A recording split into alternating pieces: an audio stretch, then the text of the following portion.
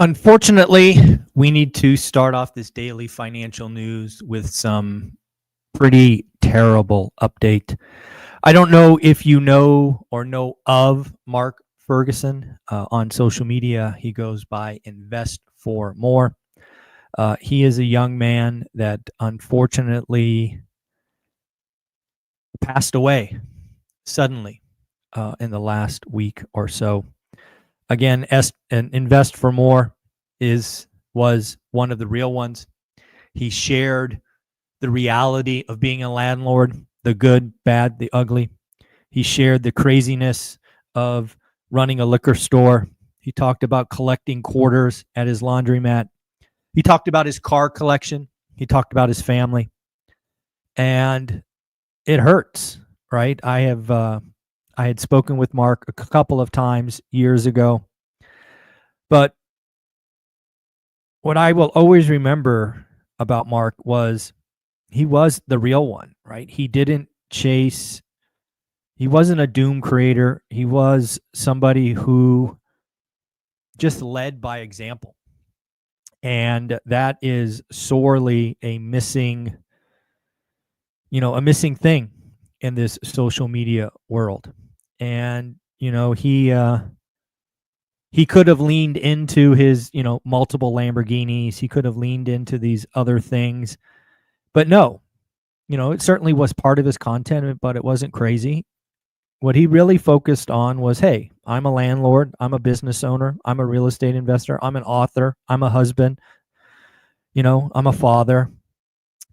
And I appreciated him for leading by example. There aren't many content creators like Mark. In fact, there's probably less than a handful. And to lose someone so young, so suddenly, out of nowhere, it is yet another reminder that life is short. It is another reminder that, how committed are you? Are you committed to this thing? You're going to let it go? You're trying to get health. I mean, what are you trying to do? What are you trying to do? What are you trying to be? What? And it could be all gone tomorrow. It could be all gone tomorrow. It could be all gone this afternoon. And it's just something I realize. It's why I do what I do every day.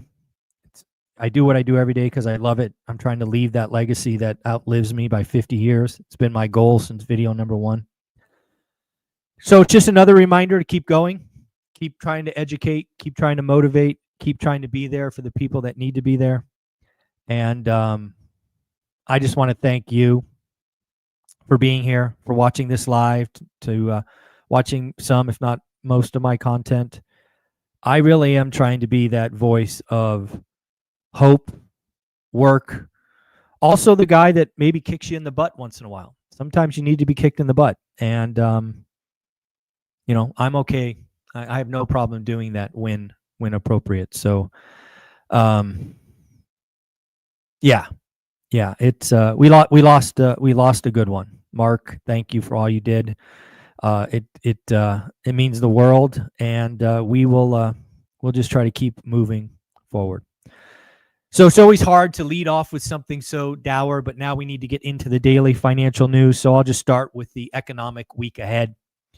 Next week will be Fed speech, endless Fed speeches. We've got 2 on Monday, 4 on Tuesday, 1 on Wednesday, 1 on Thursday, and 2 more on Friday. On top of that, we got a couple of interesting economic reports. On Monday, we will get the U.S. leading economic indicators. On Thursday, we will get existing home sales. Existing home sales for April are going to be interesting. Remember last month, we shocked people and went lower, like I said we would. We got 4.02. The experts are calling for 4.12 million. Call me suspicious. If we remember April, it was peak uncertainty. And I don't know. I'm going to say right here, right now, we might do sub 4 million.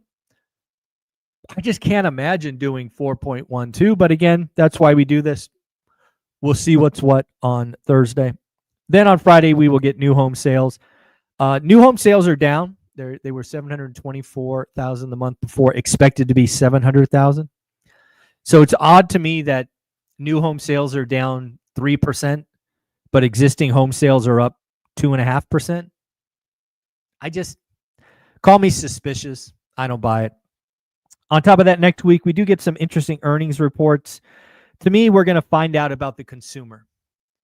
You know, we did banks, we did tech. Now it's the consumer. On Monday, we're going to get Trip.com. What's going on with trips and vacations? We hear it soft. Thursday, we'll get Home Depot, Viking Cruise, Palo Alto Networks, and Toll Brothers. Toll Brothers will be interesting because, again, their end buyer is the wealthy.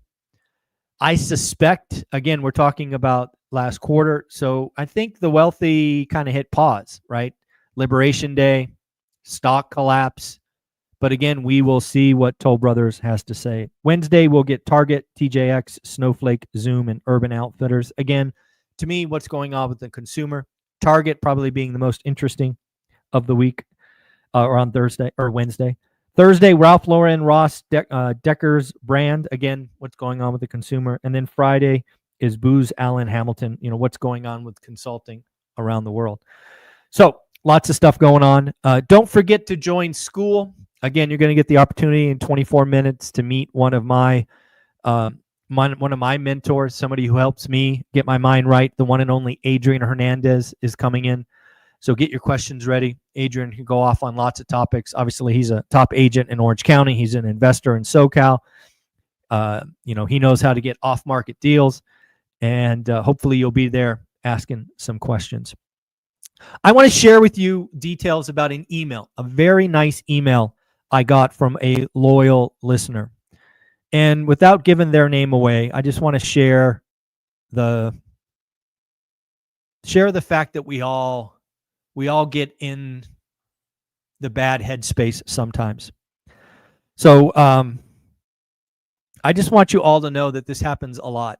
And I want you to know that this is why we have one rental at a time. This is why we have the school community, because hopefully it is a place you can go and you're going to be in a safe place. Nobody's going to judge you. So in this particular case, this individual just took on a new job, not particularly enjoying it. They have some rental properties that unfortunately are going through Murphy's Law and stuff is breaking. This happens to be out-of-state stuff, and so it's hard to find contractors that are good, loyal, and not dirtbags.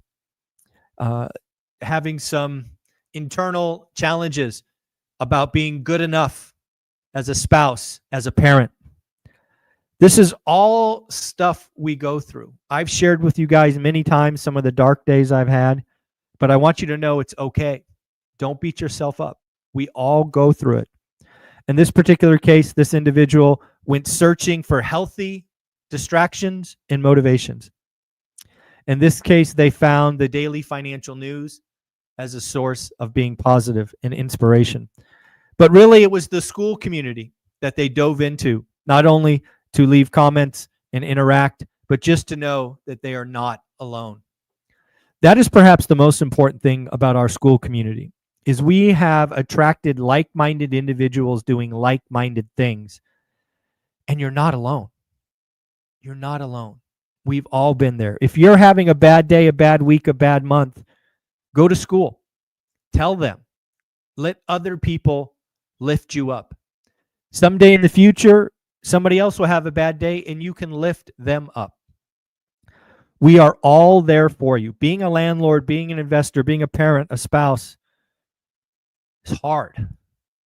And sometimes it feels like the world is all on your shoulders.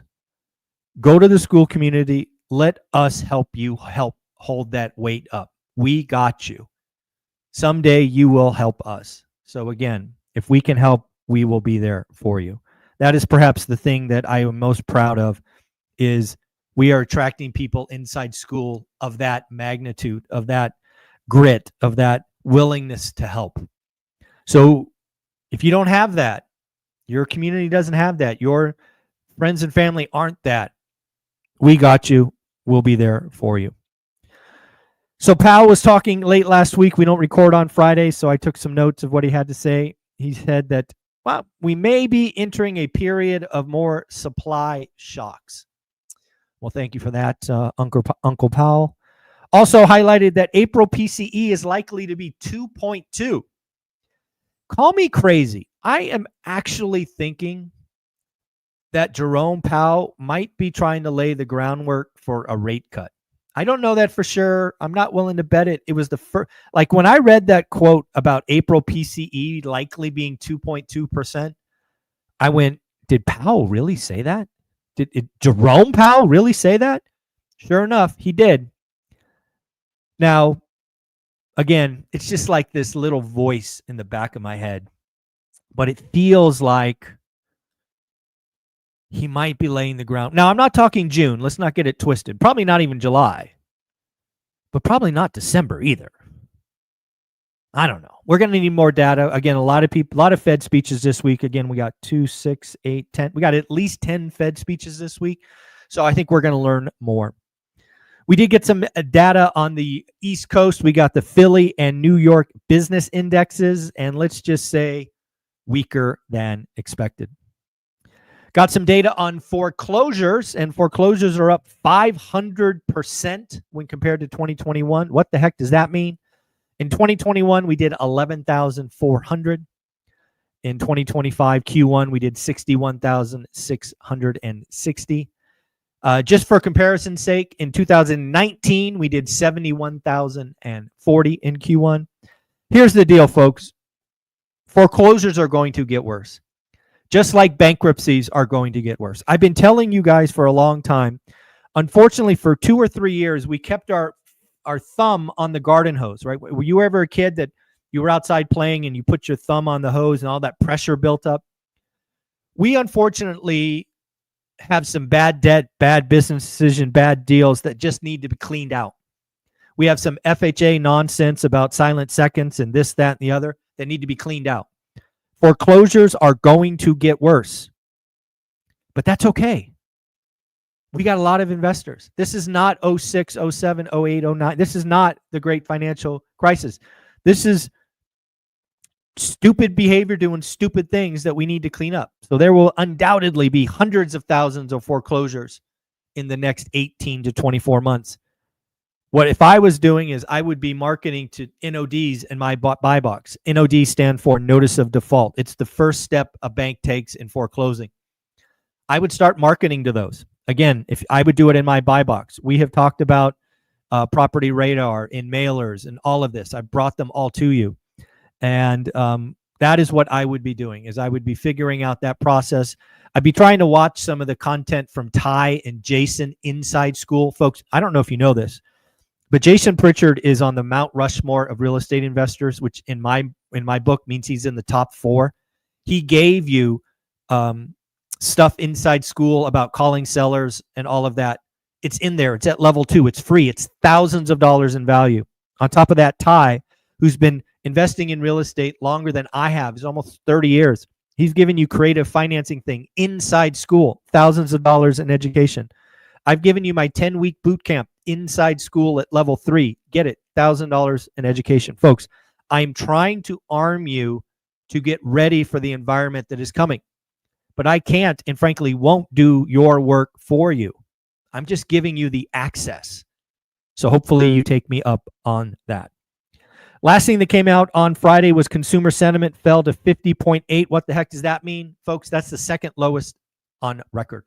Only the month after we shut the country down was it worse. It came in at 50. 50.8 is worse than the lowest in the GFC. If that doesn't scare you, you're not paying attention.